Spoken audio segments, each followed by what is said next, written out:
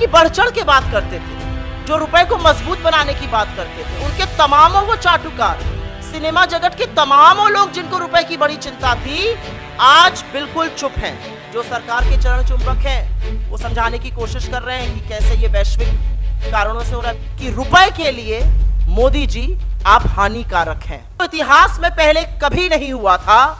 मोदी जी की कृपा से उनके स्वघोषित अमृतकाल में वो दिन भी देश ने देख लिया। रुपया 80 के पार चला गया $1 के मुकाबले।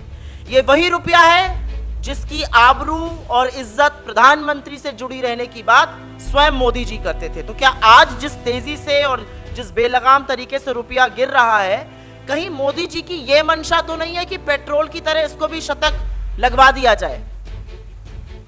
2014 से पहले मोदी जी खुद कहते थे एक मजबूत प्रधानमंत्री की जरूरत है मजबूत रुपए के लिए। लेकिन कितनी बड़ी विडंबना है कि जो तथाकथित मजबूत प्रधानमंत्री हैं, वो ही रुपए के लिए सबसे हानिकारक साबित हुए हैं। इतिहास में रुपए को सबसे कमजोर करने वाले प्रधानमंत्री मोदी जी बन चुके हैं पिछले 8 साल में। पिछले 6 महीने में रुपया 7% गिरा है। और फिर से कोरोना, यूक्रेन, रूस, इनके पीछे छिपने की आवश्यकता नहीं है। जब हमने ऑफिस छोड़ा था 2014 में, तो रुपए और डॉलर का जो एक्सचेंज रेट था वो 58 रुपए प्रति रुपए डॉलर के बराबर था।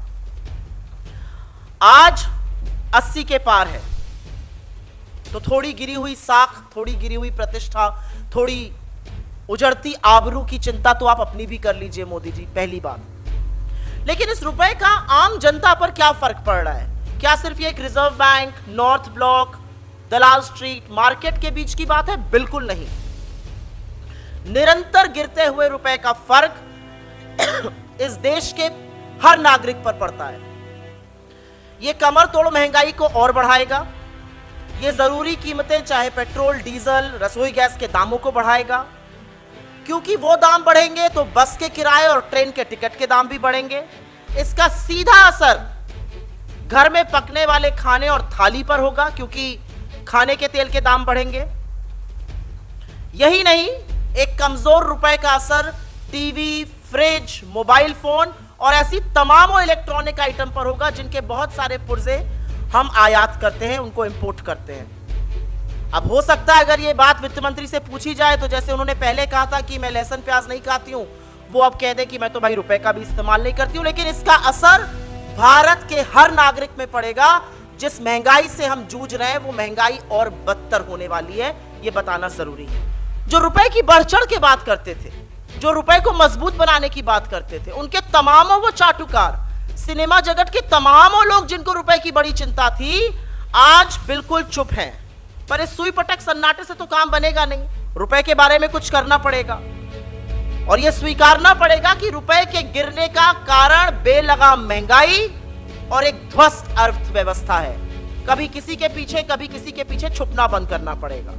लेकिन हर बार की तरह इस बार भी सरकार पूरी तरह से दिशाहीन नजर आ रही है और संशय और डर ये लगता है कि कहीं साहब 80-90 पूरे 100 करने पर तो नहीं हम आता है रुपए के साथ भी, कि रुपए के लिए मोदी जी आप हानिकारक हैं।